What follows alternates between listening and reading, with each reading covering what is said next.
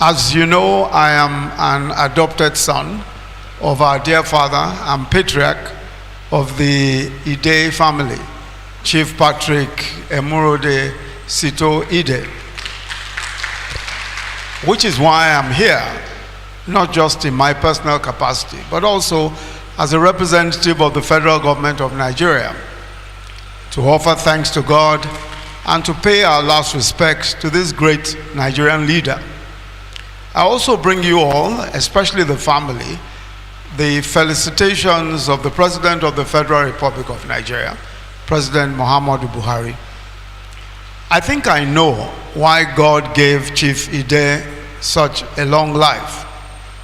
It was because he knew he had so much to contribute, both locally and nationally, and indeed he did so much.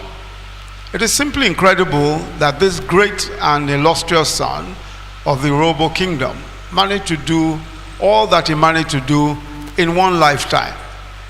He was, as we've heard, as a young man, involved in the struggle for Nigeria's independence, a member of the Zikist movement under the leadership of the great Zik of Africa, and he later joined the NCNC. He was at the same time at the forefront of the struggle for the creation of the Midwest region before going abroad to study law. He was a founding member of the Midwest State Movement, where he served as an assistant secretary and member of the working committee.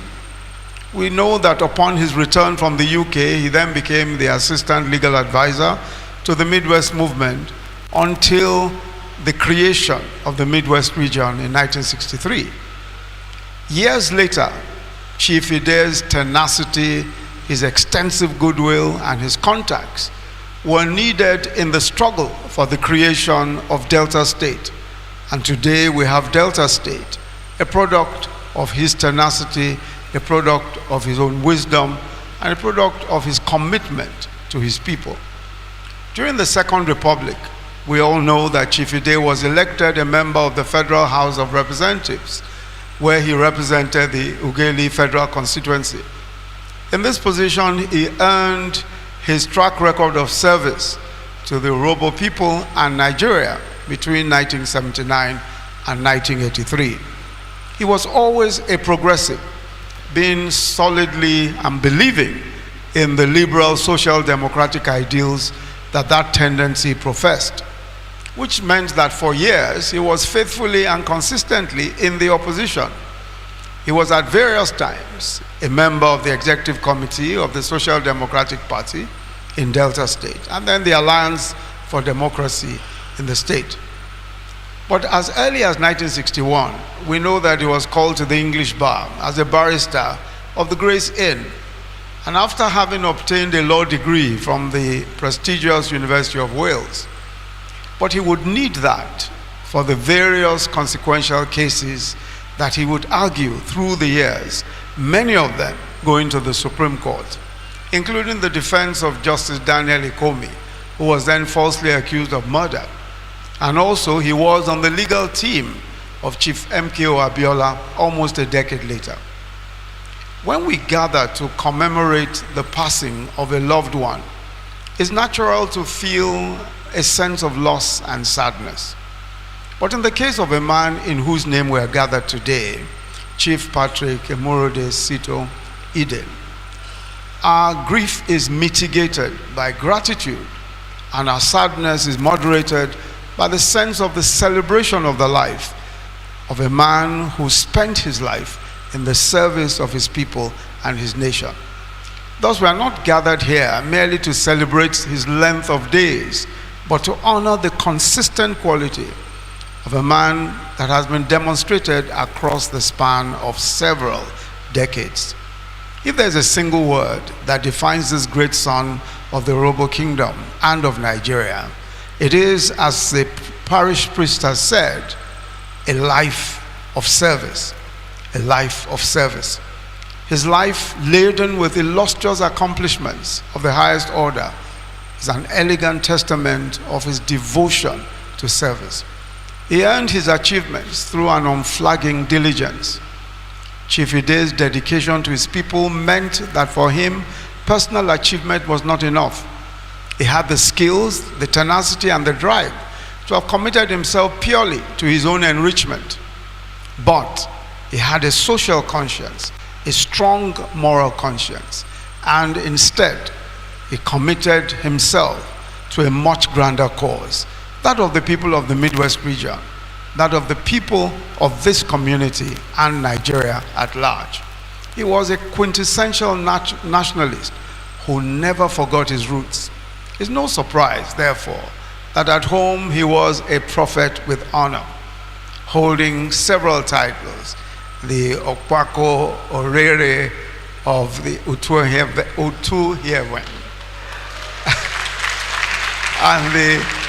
and the Ushota of the Ugowen kingdom.